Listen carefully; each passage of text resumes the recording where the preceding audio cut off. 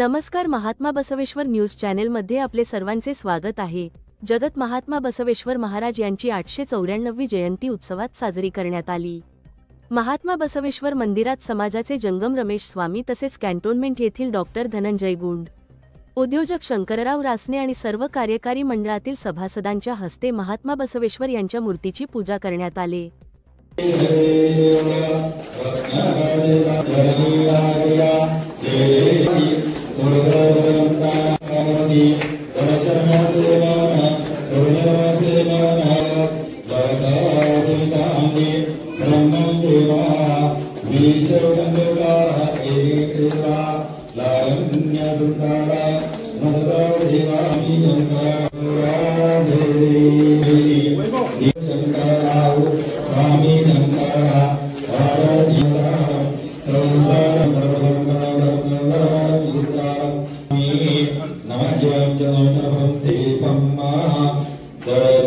महात्मा बसवेश्वर महाराज यांचे वचने, प्रेरणादायी विचार आणि त्याचा जीवन परिचय या विषयावर डॉक्टर धनंजय गुंड यांनी व्याख्यान दिले। एक गोष्ट ती म्हणजे बसवेश्वरांनी 12व्या शतकामध्ये संपूर्ण जगामध्ये लोकशाहीचा कणा मानली जाणारी संसद आपण जी म्हणतो की संसदेमध्ये सगळे कायदे बनवले जातात, त्याच्यासाठी चर्चा केली जाते, अशी संस्था त्या काळात निर्माण केली होती। तिचं नाव होतं अनुभव मंडप। काही ठिकाणी मंडप आहे, काही ठिकाणी मंडप आहे। अनुभव मंडप ही जी त्यांनी त्यावेळी पार्लमेंट तयार केली, त्या पार्लमेंटमध्ये कुठल्या पद्धतीचा भेदभाव नव्हता। त्यात फक्त काही क्रायटेरिया होते की शिवाची उपासना करणारा शिवोपासक तिथे असला पाहिजे, त्याने इष्टलिंग गळ्यात धारण केलेलं असलं पाहिजे, त्याने स्वतःचं काहीतरी कायम स्वीकारलेलं पाहिजे। म्हणजे काय की सन्मानाने स्वतःचं पोट भरण्याचं स्वतःचं साधन म्हणून त्याने काहीतरी कर्म केलं पाहिजे। अशा काही बेसिक गोष्टी फक्त ते क्रायटेरिया होते। तिथे स्त्री पुरुषाचा काही भेदभाव नव्हता, त्या ठिकाणी कुठल्याही जातीशाला किंवा कुठल्याही अस्पृश्य अस्पृश्य असा काही भेदभाव नव्हता।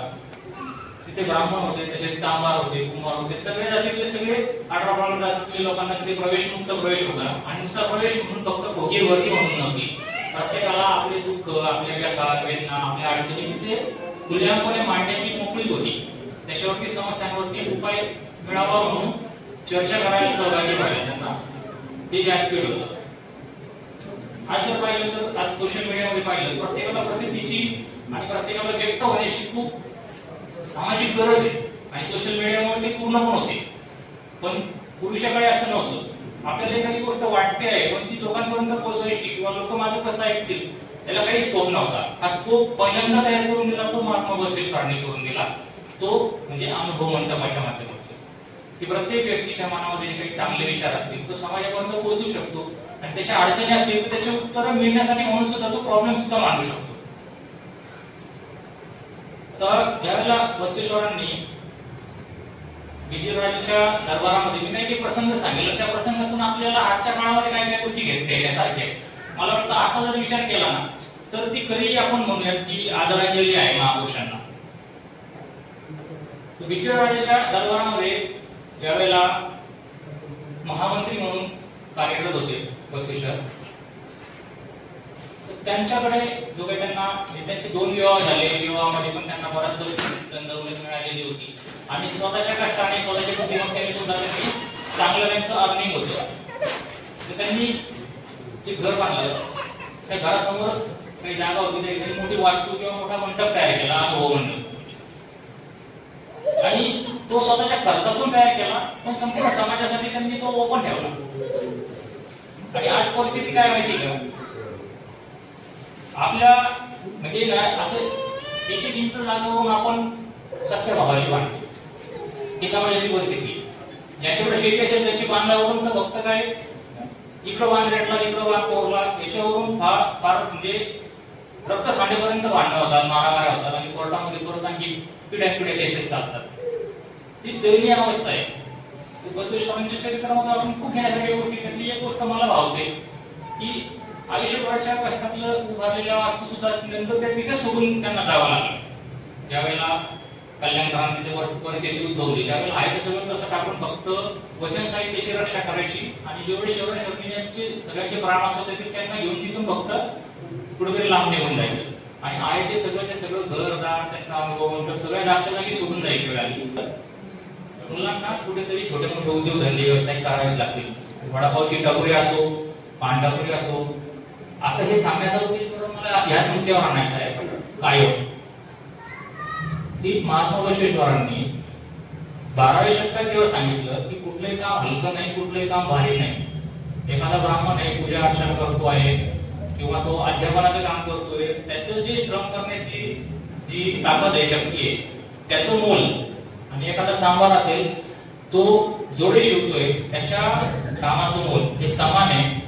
त्याला दर्जा समान मिळाला पाहिजे, त्याला मान सन्मान समान मिळाला पाहिजे आणि त्याचा जो मोबदला आहे तो सुद्धा समान मिळाला पाहिजे. हे त्यावेळेचे विचार होते आणि ते विचार आपल्या आचरणामध्ये अजून सुद्धा समाजामध्ये एक अशी क्रांती संपल्यानंतर पुन्हा जे बाजूला पडले ते बाजूला पडले. आज एखादा माणूस काम काय करतो त्याच्यानुसार त्याला किती रिस्पेक्ट द्यायचा हे ठरवलं जातं. ही वाईट अवस्था आहे. एखाद्याला किती रिस्पेक्ट द्यायला पाहिजे, एखाद्याशी आपण कोणत्या पट्टीत बोललं पाहिजे किंवा त्याच्याशी आपण किती वेळ बोललं पाहिजे हे ठरवायसाठी आपण काय करतो किंवा तुमचं कुठे जॉब कुठे करता असं विचारलं जातं आणि मग ठरवलं जातं त्याच्यासोबत किती वेळ घालवायचा किंवा याला किती रिस्पेक्टने बोलायचं. ह्या अशा परिस्थितीमध्ये पुन्हा आपल्याला बसवतत्वांकडे जाण्याची गरज आहे. कुठले काम हलकं नाही, कुठले काम भारी नाही आणि सगळ्या कामाचा मोल हे समान आहे. तिसरं एक तत्व बसवतत्वांमधलं.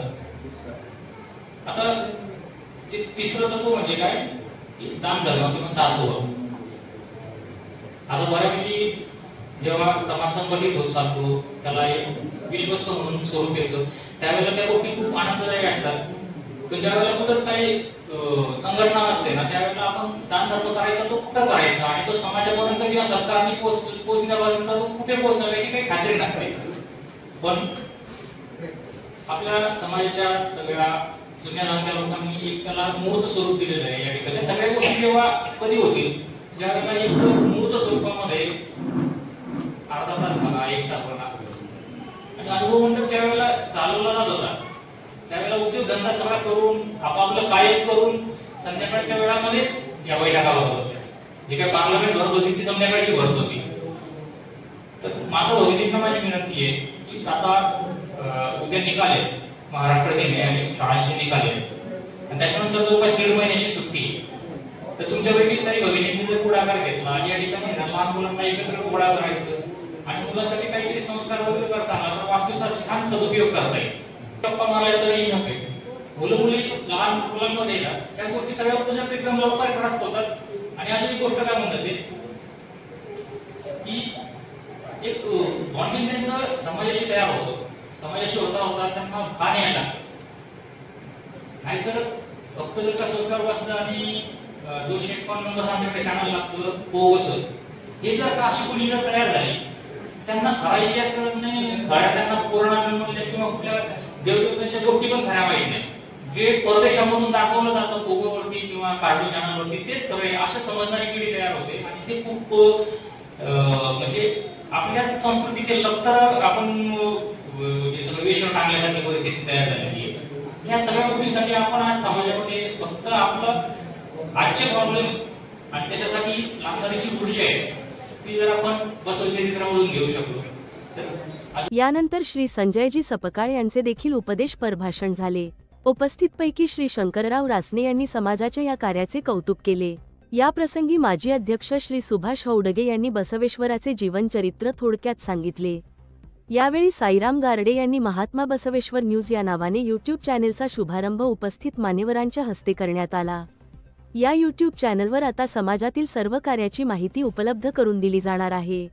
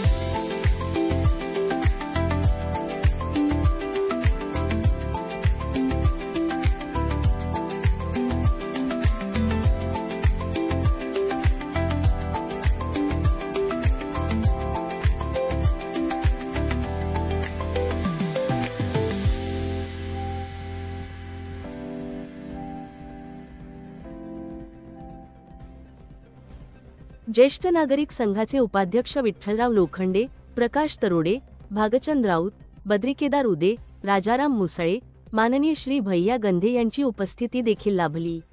यावेळी कार्यकारिणी सदस्य श्री अप्पासाहेब हमचे, श्री अशोकराव हरके, श्री सुभाष हौडगे, अजय टकले, रवींद्र दुगम, शामराव बोळे, सुरेश उदारे, सतीश नरे, वैभव हेबळे, प्रकाश भाकरे, विक्रांत कंगे, रवींद्र कंगे, नंदकिशोर कुपाडे उपस्थित होते।